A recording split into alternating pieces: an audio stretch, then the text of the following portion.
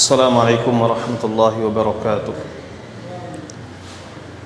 Alhamdulillahi rabbil alamin, wassalatu wassalamu ala rasulillah wa ala alihi wa sahbihi wa man tabi'ahum bi ihsanin ila yaumiddin, amma ba'd. Insyaallah pada kesempatan malam hari ini kita akan melanjutkan pembahasan kita dari kitab At-Tanbihat Al-Mukhtasarah Syarhu Al-Wajibat Al-Muhattamat Al-Ma'rifah ala kulli muslim wa muslimah. Kita sudah sampai kepada pembahasan dalil-dalil tentang syarat-syarat kalimat la ilaha illallah. Sebelumnya kita telah membahas 3 syarat berserta dalilnya akan kalimat la ilaha illallah. Syarat yang pertama adalah ilmu. Dalil baik dari Quran dan sunnahnya sudah dijelaskan pada pertemuan sebelumnya. Demikian juga syarat yang kedua yakin, dan dalil baik dari kitab maupun sunnah telah dibahas pada pekan sebelumnya. Taib. Nah, kemudian yang selanjutnya dalil al-ikhlas. Dalil tentang ikhlas, yaitu syarat la ilaha illallah. Yang ketiga adalah al-ikhlas. Dalilnya adalah firman Allah Subhanahu wa taala di dalam surat Az-Zumar ayat ketiga, ala lillahi dinul khalis. Ingatlah hanya milik Allah agama yang murni, atau ibadah yang murni. Ad-din bisa diartikan ibadah atau ketaatan. Ketaatan yang ikhlas hanya diperuntukkan untuk Allah Subhanahu wa taala. Dan firman Allah Subhanahu wa taala dalam surat Al-Bayyinah ayat kelima, wa ma umiru illa liya'budullaha mukhlishina lahud-din hunafa. Padahal mereka tidak diperintahkan kecuali supaya mereka beribadah kepada Allah dengan mengikhlaskan ketaatan hanya kepadanya dengan lurus, cenderung kepada tauhid dan berpaling dari kesyirikan. Berkata pensyarah, ayat dalilun annal ikhlas syartun. Itu dalil bahwasanya ikhlas merupakan syarat. Qauluhu ta'ala, yaitu firman Allah Subhanahu wa taala, ala lillahi dinul khalis. Ingatlah hanya milik Allah, hanya untuk Allah ketaatan yang murni, ketaatan yang ikhlas yang tidak tercampur dengan syirik. Maksudnya adalah la yuqbal minal amal illa ma akhlasa fihi al-amil lillahi wahdahu la syarikalah. Tidak akan diterima amal apapun kecuali amalan yang dilakukan secara ikhlas oleh yang mengamalkannya karena Allah saja, tidak ada sekutu baginya. Wa hadza ma'na syahadati alla ilaha illallah. Dan inilah makna dari persaksian la ilaha illallah, tidak ada yang berhak disembah kecuali Allah.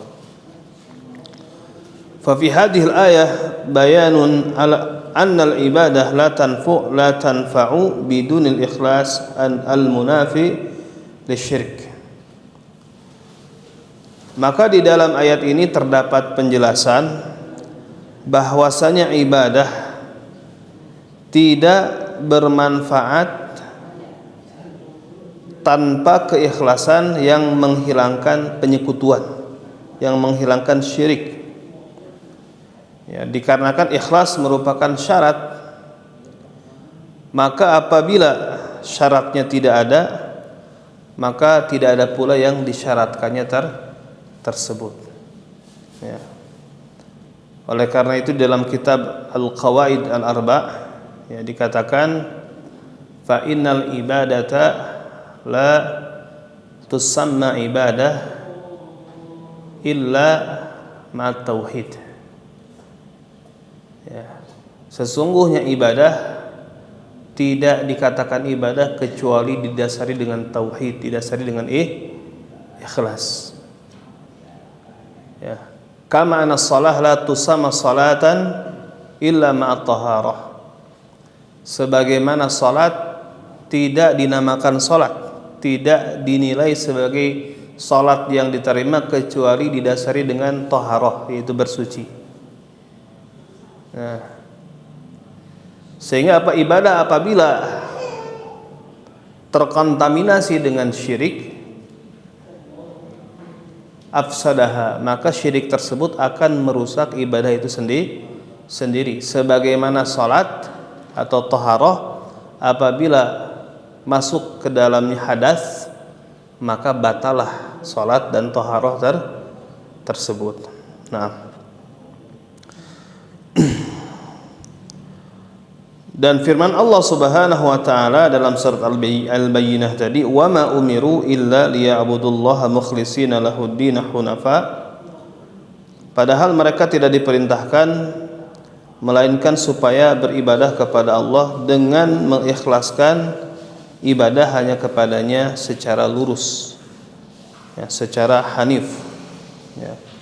Maksudnya adalah ay wa ma umiral ladzina kafaru wa ahlil kitab illa bi an yufridullaha bil ibadah mukhlishina lahuddin wahdahu la syarikalah hunafa.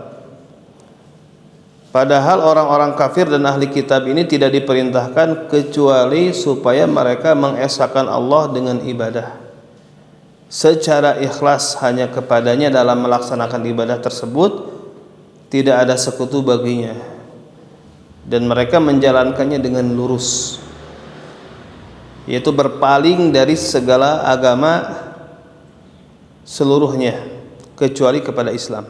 Artinya dia berpaling dari seluruh adyan, ya, seluruh agama, dan dia menuju kepada Islam, fokus kepada Islam. Nah, dan kalimat al-hanif ini diambil dari kata al-hanaf yang artinya mail, ya, cenderung, ya.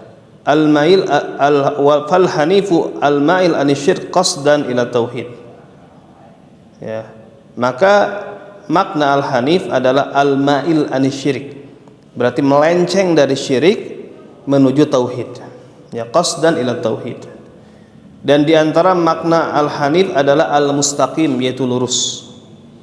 Nah, al-mutamassik bil Islam, yang berpegang kepada Islam, al-muqbil 'ala Allah, yang menghadap Allah, al-mu'rid an kulli ma siwah, yang berpaling dari selain Allah.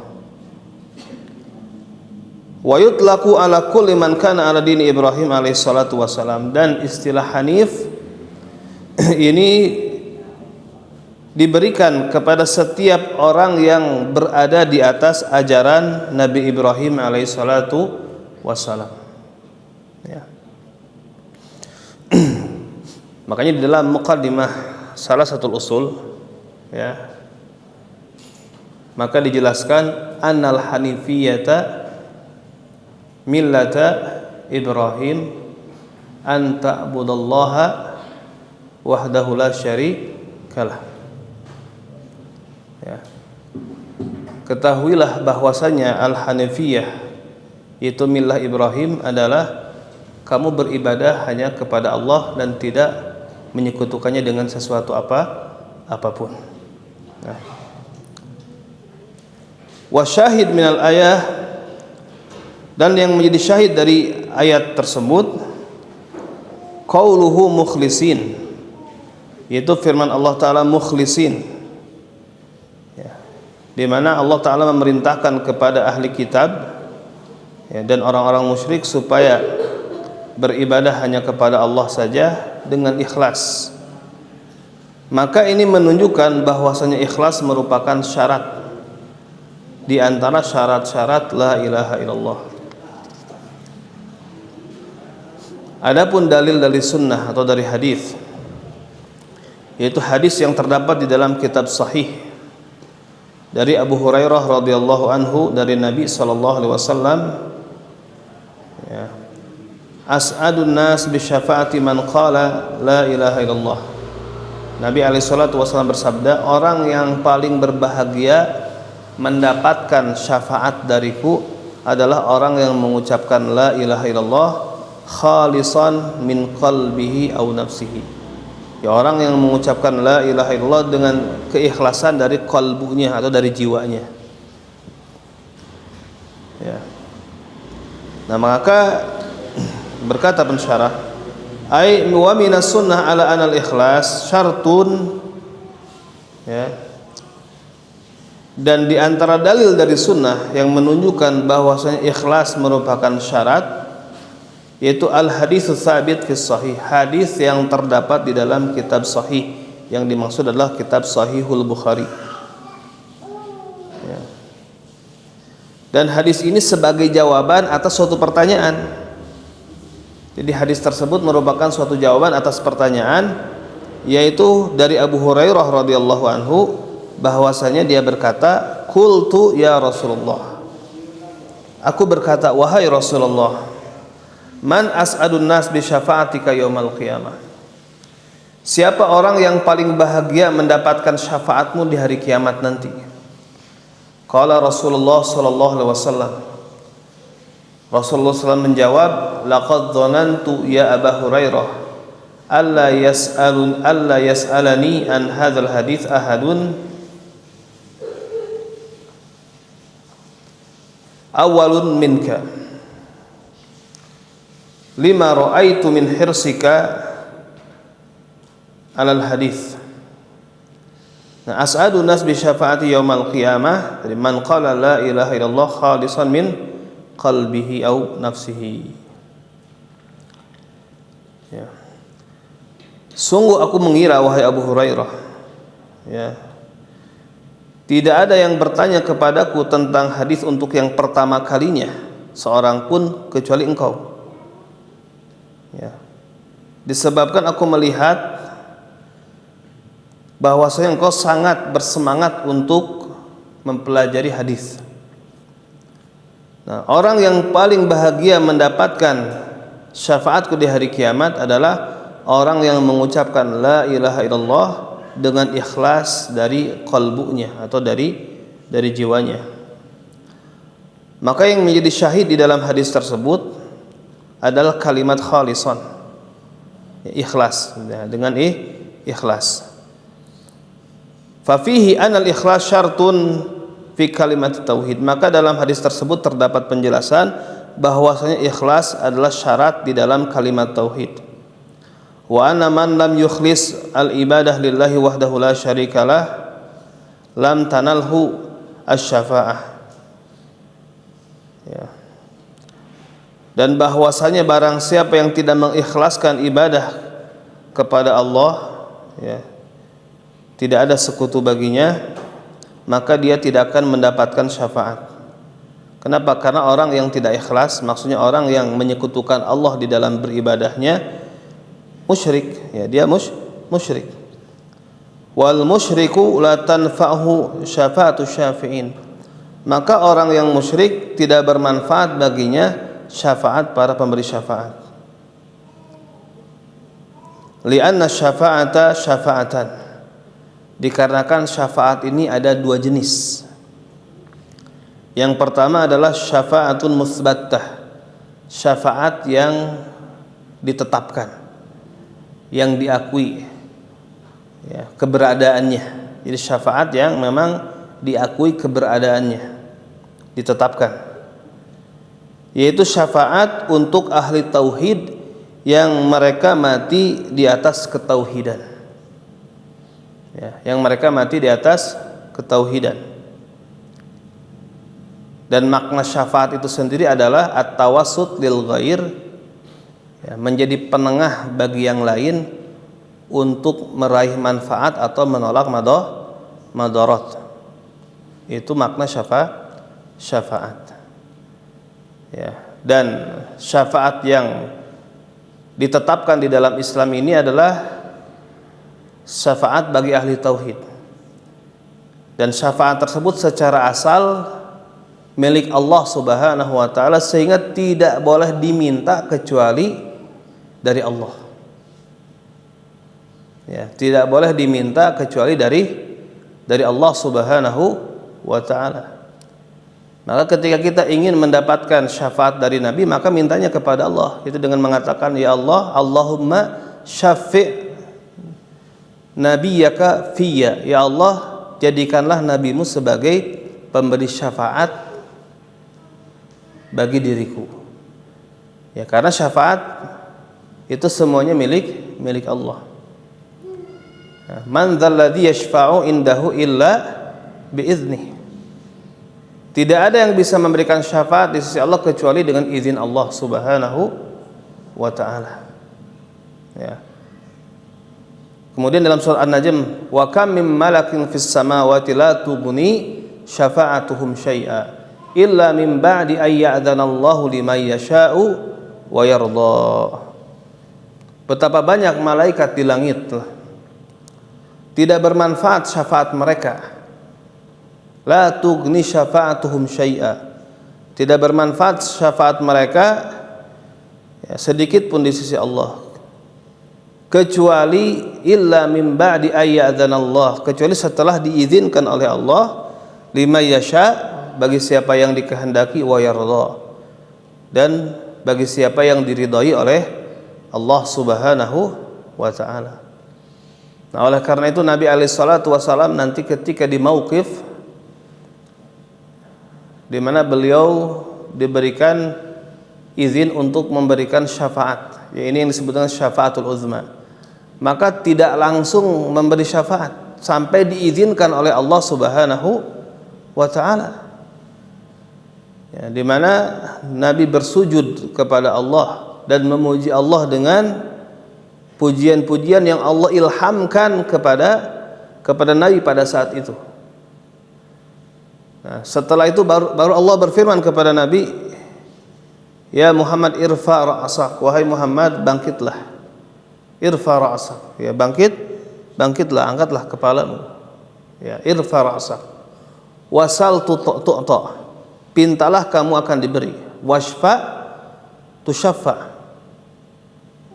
ya, dan berikanlah syafaat, kamu diberi izin memberikan syafaat. Dan ini adalah syafaat yang musbattah, ya, yang diakui dan ditetapkan di dalam Islam, ya, syafaat untuk ahli tauhid. Nah, kemudian wa syafa'atu manfiyah, syafaat yang dinafikan, yang tidak diakui, ya, wa hiya syafa'atul musyrikin, yaitu syafaatnya kaum musyrikin yang mereka mati di atas perbuatan syirik. Ya, oleh karena itu Nabi alaihi salatu wasallam dilarang mendoakan pamannya Abu Thalib ketika mati di atas kemusyrikan. Karena mendoakan itu bagian dari memberi syafaat. Ya. Jadi mendoakan itu adalah bagian dari memberi syafaat yang diizinkan oleh Allah Subhanahu wa taala bagi orang yang masih hidup untuk orang yang telah mati di antara kaum muslimin. Ya. Taib. Maka Nabi dilarang ketika Abu Thalib mati, Nabi mengatakan, Nabi bergumam, ya, la astaghfiranna laka ma lam unha, betul-betul aku akan memohonkan ampun untukmu selama aku tidak dilarang. Kemudian turun ayat, maka nalin nabi walladzina amanu ay yastaghfiru lil musyrikin, ya, dalam surah At-Taubah. Tidak selayaknya bagi Nabi dan orang-orang beriman memohonkan ampun untuk orang-orang musyrik. Ya. Demikian juga Nabi alaihi salatu wasallam pernah meminta izin kepada Allah Subhanahu wa taala untuk memohonkan ampunan bagi ibunya. Hadisnya dalam Sahih Bukhari. maka Allah tidak mengizinkan. Karena ibunya Nabi meninggal dalam keadaan syirik, dalam keadaan menyekutukan Allah, dalam keadaan berpegang kepada ajaran Abdul Muthalib, ya, agamanya kafir Quraisy ketika itu. Nah, tapi ketika minta izin untuk hanya sekedar berziarah, maka Allah izinkan. Taib. Dan mendoakan itu adalah bagian dari syafaat. Ya. Dan syafaat tidak berlaku bagi orang-orang yang menyekutukan Allah Subhanahu wa taala, tidak diterima oleh Allah Subhanahu wa taala, tidak diizinkan. Sebagaimana di dalam surat Al-Mudatsir, ya, di mana ahli surga berkata atau bertanya kepada ahli neraka, kepada penduduk Saqar, "Ma salakakum fi Saqar?" Apa yang menyebabkan kamu masuk ke dalam Saqar? Qalu, mereka menjawab apa? Lam naku minal musallin. Kami tidak termasuk orang yang melaksanakan salat. Karena orang yang tidak salat adalah orang musyrik. Di dalam hadis, bainar rajul wa bainal kufri wasyirki tarkus shalah. Ya, pembeda antara seorang yang beriman dengan seorang yang musyrik atau kufur adalah meninggalkan salat. Qalu lam naku minal musallin. Mereka menjawab, kami tidak termasuk orang yang melaksanakan salat. Walam naku nut'imul miskin, kami tidak pernah memberikan makan kepada orang-orang miskin. Wa kunna nakhudu ma'al khaidin, dan kami suka ikut-ikutan kepada orang-orang yang menyimpang. Itu di antara makna wa kunna nakhudu ma'al khaidin. Wa kunna nukadzibu biyaumiddin, dan kami mendustakan hari kebangkitan, hari pembalasan. Hatta atana al-yaqin, sampai datang kepada kami al-yaqin, itu kematian. Fama tanfa'uhum syafa'atus syafi'in, maka tidak bermanfaat bagi mereka syafaat pemberi syafaat.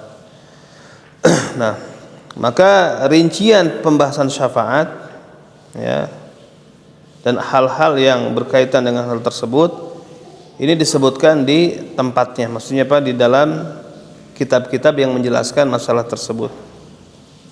Nah, karena syarah dari kitab ini adalah ringkas, ya. Wallahul musta'an. Nah, maka untuk rinciannya bisa merujuk kepada kitab Fathul Majid, ya, di dalam bab syafaat. Ya kan, syafaat macam-macam, ada syafaatul uzma. Ya, ada syafaat uzma. Kemudian ada syafaat meringankan azab bagi orang kafir, itu khusus bagi Nabi. Jadi syafaat uzma ini khusus bagi Nabi. Kemudian syafaat meringankan azab untuk orang kafir itu khusus bagi Nabi. Itu Nabi memberikan syafaat kepada Abu Thalib di dalam hal meringankan azab, tapi tidak menyelamatkan dari azab, hanya meringankan azab. Itu pun tetap Abu Thalib merasa paling sulit di dalam neraka. Ya. Kemudian, ya, ada syafaat di mana Nabi SAW yang pertama kali membuka pintu surga. Ya. Nah, kemudian orang-orang soleh memberi syafaat, para mujahid memberi syafaat, para malaikat memberi syafaat, anak-anak yang mati masih bayi, ya, dari anak-anak kaum muslimin itu memberi syafaat dengan izin Allah Subhanahu wa taala. Tapi syafaat tidak diminta dari mereka. Ya, tidak diminta dari mereka, karena apa? Syafaat itu milik Allah, dan Allah akan mengizinkan kepada yang diizinkan untuk siapa yang dikehendaki oleh Allah Subhanahu wa taala. Ya. Taib. Nah, kemudian wafis sahih, dan di dalam kitab sahih, an Itban ibn Malik radhiyallahu anhu anin Nabi sallallahu alaihi wasallam, dari Itban bin Malik radhiyallahu anhu dari Nabi sallallahu alaihi wasallam, qala, beliau bersabda, inna Allah harrama 'alan nar man qala la ilaha illallah yabtaghi bidzalika wajha Allah azza wajalla. Sesungguhnya Allah mengharamkan atas neraka orang yang mengucapkan la ilaha illallah yang dengan hal tersebut dia mencari wajah Allah azza wajalla. Nah, kemudian kata pensyarah, hadis ini adalah dalil kedua yang menunjukkan disyaratkannya ikhlas, yaitu hadis yang terdapat di dalam kitab sahih, yaitu Sahih Bukhari dan Muslim, dari Itban, ya, dengan dikasrohkannya ain, dibacanya bisa Itban atau didomahkan ain, Utban, ya, bisa Itban atau Utban bin Malik bin Amr ibn Al-Ajlan Al-Khazraji As-Salimi, ya, dia sahabat yang masyhur, ahli Badar radhiyallahu anhu. Dan Itban ini wafat pada masa kekhilafahan Muawiyah radhiyallahu anhu.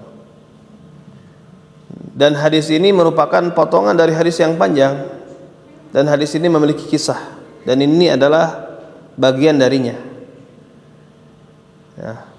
Maka yang menjadi syahid dari hadis tersebut yaitu sabdanya, yabtaghi bidzalika wajh Allah, yang dengannya dia mencari wajah Allah.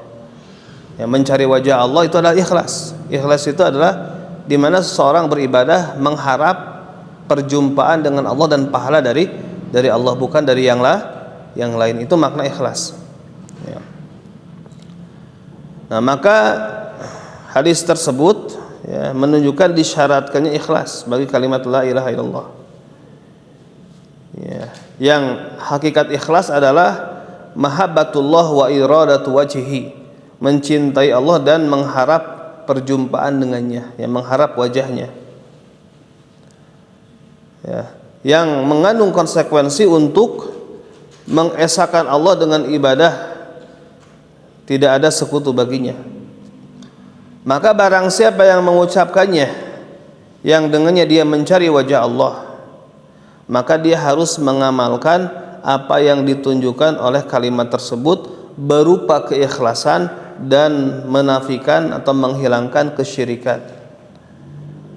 Maka kalau tidak, ya, orang mengucapkan la ilaha illallah tapi masih beribadah kepada selain Allah, masih berdoa kepada selain Allah, berdoa kepada arwah misalkan, atau memberikan persembahan kepada pohon keramat, ya, atau memberikan kurban misalkan untuk jin dan yang semisalnya, maka berarti dia belum ikhlas, belum mengamalkan keikhlasan. Maka kalau seperti itu musyrikan atau munafiqan, ya, dia mengucapkan la ilaha illallah tapi masih seperti itu, maka dia musyrik atau munafik, ya. Fa'inal musyrik wal munafik lam ya'tiya bihadza syarat al-azim. Karena orang musyrik dan orang munafik keduanya tidak melakukan syarat yang agung ini, ya. Amal musyrik, adapun orang musyrik, falam ya'ti bihi zahiran wa batinan. Jadi orang musyrik tidak mengamalkan keikhlasan secara lahir dan batin. Jadi dia tidak mendatangkan keikhlasan. Dia tidak memiliki keikhlasan zahiran wa batinan, baik secara lahir maupun batin. Wa amal munafiq, adapun orang munafik, fa innahu lam ya'ti bi batinan la zahiran. Nah, kalau orang munafik dia tidak mendatangkan keikhlasan secara batin, namun secara zahir dia menampakkan keikhlasan. Ya, secara zahir dia menampakkan keikhlasan. Maksudnya apa? Secara zahir dia mengamalkan amalan-amalan Islam. Nah, maka dia dihukumi Islam secara zahir. Namun tatkala hatinya tidak demikian, karena dia masuk Islam hanya sekedar kepura-puraan, maka di dalam ilmu Allah dia dihukumi munafik. Tapi dalam hukum lahiriah dia dihukumi muslim selama kemunafikannya tidak tampak. Ya, selama kemunafikannya tidak tampak. Adapun orang yang musyrik, lahir batin ya memang seperti itu. Zahirnya dia melakukan perbuatan syirik, yang menunjukkan batinnya juga seperti itu. Ya, maka dia tidak mendatangkan keikhlasan secara lahir dan batin. Adapun yang munafik, dia tidak mendatangkan keikhlasan secara batin saja. Secara lahiriah dia menampakkan keislaman, menampakkan tauhid. Ya, dia mengucapkan 2 kalimat syahadat, dia melaksanakan sholat yang 5 waktu, tapi tatkala hatinya sebetulnya tidak seperti itu, maka dia berarti belum mengamalkan keikhlasan secara batin, walaupun secara lahir sudah. Nah, namun dalam hukum zahir dia muslim, berlaku kepadanya hukum-hukum Islam. Namun dalam ilmu Allah secara batin maka dia munafik. Dan munafik ini masuk kepada kekufuran. Itu apa? Menampakkan keislaman tapi menyembunyikan kekafiran. Nah. Taib. Kemudian tadi, maka apabila syaratnya tidak ada, berarti yang disyaratkannya pun tidak ada. Nah, maka masuknya ke dalam surga dan selamanya dari api neraka, maka tergantung bagaimana seseorang mendatangkan syarat-syarat yang 7 tersebut. Ya, bukan hanya mendatangkan salah satu syarat saja, tapi harus terpenuhi 7 syarat dari syarat-syarat la ilaha illallah. Ya, ketika hilang satu syarat maka tidak sah. Ya. Walin Nasai fil yaumi wal lailah, dan dalam riwayat An-Nasai di dalam kitab Al-Yaum wal Lailah min hadis rajulaini minas sahabah anin Nabi sallallahu alaihi wasallam, itu dari hadis 2 orang dari kalangan sahabat dari Nabi sallallahu alaihi wasallam. Beliau bersabda, man qala la ilaha illallah wahdahu la syarikalah, barang siapa yang mengucapkan la ilaha illallah, ya, tidak ada yang berhak disembah kecuali hanya Allah saja, tidak ada sekutu baginya, lahul mulku wa lahul hamdu, segala kekuasaan miliknya dan segala puji hanya untuknya, wa huwa ala kulli syai'in qadir, dan dia maha kuasa atas segala sesuatu, mukhlishan biha qalbuh, jadi dia mengucapkan zikir tersebut dengan ikhlas, ya, didasari keikhlasan dalam qalbunya, wa yusaddiqu biha lisanuhu, kemudian dibuktikan dengan lisannya, ya, dibenarkan dengan lisannya, illa fataqallahu lah sama fatqan, melainkan Allah akan membukakan untuknya langit, ya, untuk kalimat zikir tersebut dibukakan langit. Nah, hatta yang zura ila qailiha, sehingga Allah melihat kepada siapa yang mengucapkannya, min ahlil ardi, dari kalangan penduduk bumi, wa haqqun li abdi, ya, wa haqqun li abdin nadzarallahu ilaihi an yu'tiyahu su'alahu, maka sangat layak bagi seorang hamba yang Allah melihat kepadanya, Allah akan memberikan apa yang menjadi permintaannya, ya, dengan mengucapkan tadi la ilaha illallah wahdahu la syarikalah lahul mulku wa lahul hamdu wa huwa ala kulli syai'in qadir. Ini sudah familiar zikir ini, maka sering-sering diucapkan dengan penuh keikhlasan. Tadi apa? Ini salah satu sebab diijabahnya doa mengucapkan zikir ini, ya, la ilaha illallah wahdahu la syarikalah lahul mulku wa lahul hamdu wa huwa ala kulli syai'in qadir. Nah, hadis ini dikeluarkan oleh An-Nasai di dalam kitabnya Amalul Yaum wal Lailah dengan nomor hadis 28. Juga diriwayatkan oleh Al-Hakim dan At-Tirmidzi, ya, dari 2 orang sahabat. Ya, 2 orang sahabat ini tidak disebut. Maka tidak disebut nama 2 orang sahabat ini tidak memadorotkan hadis tersebut, tidak menyebabkan hadis tersebut menjadi dhaif, ya. Tidak menyebabkan hadis tersebut menjadi dhaif kalau yang diibhamkannya, ya, yang tidak disebutkan secara jelasnya itu sahabat. Tapi kalau yang tidak disebutkan secara jelasnya adalah di bawah sahabat, tabi'in dan seterusnya, maka ini mempengaruhi kepada kesahihan hadis. Tapi kalau sahabat tidak.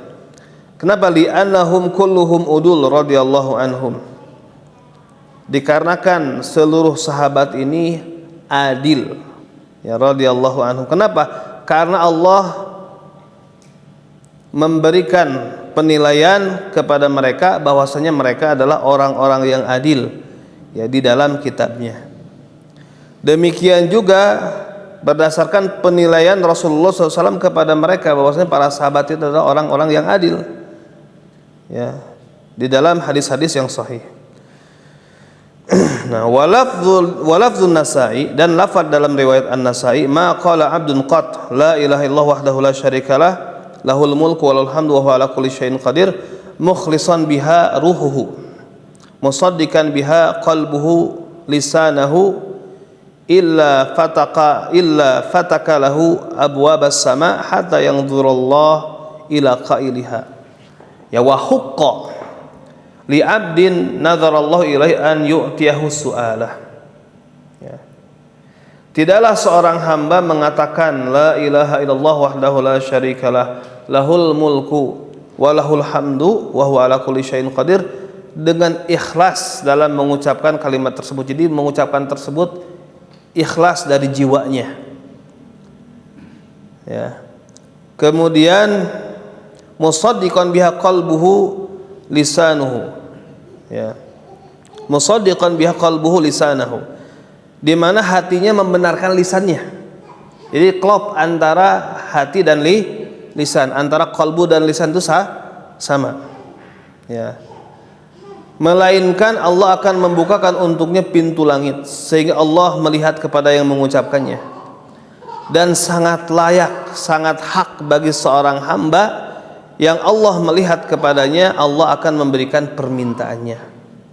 Allah akan memberikan permintaannya. Maka banyak-banyak mengucapkan la ilaha illallah wahdahu la syarikalah lahul mulku wa lahul hamdu wa huwa ala kulli syai'in qadir. Dan makna la ilaha illallah artinya la ma'buda bihaqqin illallah, tidak ada sesembahan secara hak kecuali Allah. Nah, kalimat wahdahu ini merupakan penguatan bagi penetapan. Ya. La ma'budu bihaqqin illallah, la ilaha illallah wahdahu. Tidak ada yang berhak diibadahi kecuali hanya Allah satu-satunya. Diartikan seperti itu. La syarikalah. Ini menguatkan penafian, tidak ada sekutu baginya. Ya. Berkata Al-Hafidz, ta'kid ba'da ta'kid ihtimam bimaqamit tauhid. Jadi penguatan setelah penguatan ini merupakan perhatian terhadap kedudukan tauhid. Dan yang menjadi syahid, ya, yang menjadi saksi atas pembahasan yang terdapat di dalam hadis ini adalah mukhlishan biha, ya, di mana dia ikhlas dengan kalimat tersebut. Fa fihi dzikrul ikhlas, maka di dalamnya terdapat penyebutan tentang ikhlas. Wa bayan 'azamati sya'nih, dan penjelasan tentang betapa agungnya keikhlasan, ya, kedudukan ikhlas. Nah, kemudian dan penjelasan, ya, dampak dari keikhlasan yaitu mendapatkan keutamaan yang sangat besar, ya. Dan bahwasanya pahala yang disebutkan tersebut akan diperoleh apabila ucapan tersebut timbul dari hati dan lisan, ya, timbul dari hati kemudian yang diucapkan dengan lisan atas zikir yang agung ini. Maka setiap bertambah keimanan seorang hamba dan keikhlasannya dan kejujurannya, maka dia akan lebih dekat mendapatkan keutamaan pahala daripada yang kualitasnya di bawah dia, di bawah itu, ya. Wa dzalika fadlullah yu'tihi may yasha wallahu dzul fadlil azim. Dan yang demikian itu merupakan keutamaan dari Allah yang Allah berikan kepada siapa yang dikehendaki, dan Allah memiliki keutamaan yang sangat agung. Dan hadis-hadis yang menjelaskan tentang pahala tersebut serta penyebutan tentang keikhlasan dan keutamanya sangatlah banyak, ya. Walil Hafidz Ibnu Rajab rahimahullah taala fi dzalika risalah masyhurah, ya. Wa man ibtaghaha wajadaha, ya. Dan Ibnu Rajab rahimahullah di dalam hal tersebut memiliki risalah tulisan tentang penjelasan tentang kalimat ikhlas, tentang tauhid, ya. Maka barang siapa yang mencarinya dia akan mendapatkannya, Ya, ini kitabnya Ibnu Rajab yang membahas tentang apa kalimat ikhlas, membahas tentang tauhid. Nah, taib. Kemudian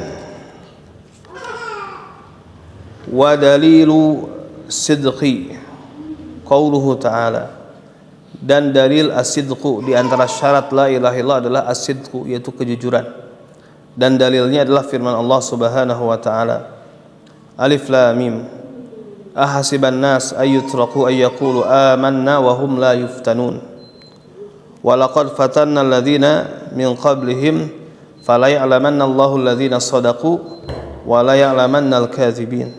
Alif lam mim.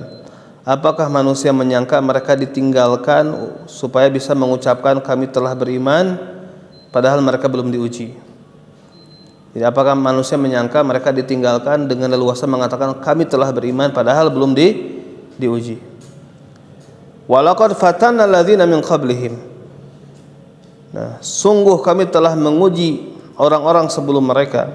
Fala ya'lamanna Allahu alladzina shadaqu, sehingga nampak jelas bagi Allah, ya, sehingga nampaklah di hadapan Allah Subhanahu wa taala mana orang-orang yang jujur.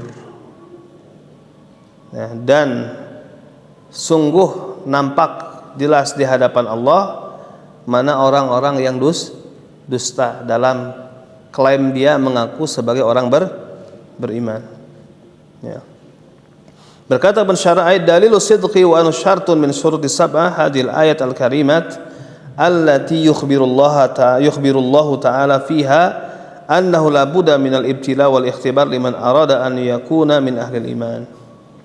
Jadi dalil jujur bahwasanya syarat di antara syarat-syarat yang 7 adalah apa yang terdapat di dalam ayat-ayat yang mulia ini, di mana ayat-ayat yang mulia tersebut mengabarkan kepada Allah, ya, di dalamnya bahwasanya orang yang ingin menjadi ahlul iman harus mendapatkan ujian dan cobaan. Ini dalam surat Al-Ankabut ayat 1 sampai 3. Maka firman Allah Ta'ala, ahasiba, apakah manusia menyangka?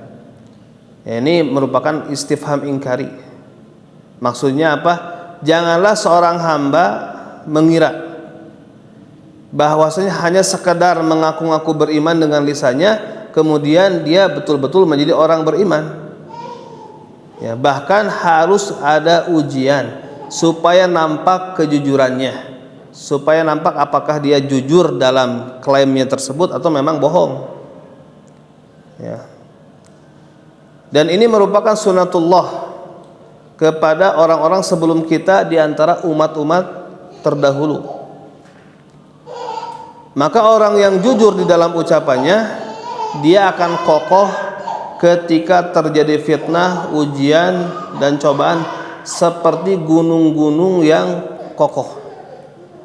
Ya, gunung-gunung yang besar yang mereka kokoh.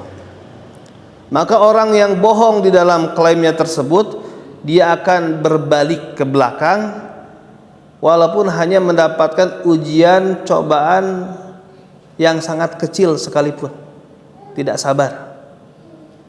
Ya, nas'alullaha as-salama wal afiyah. Kita memohon kepada Allah keselamatan. Ya, kita memohon kepada Allah keselamatan, ya, as-salama wal afiyah. Fal fitnah tubayyin shadiq minal kadhib.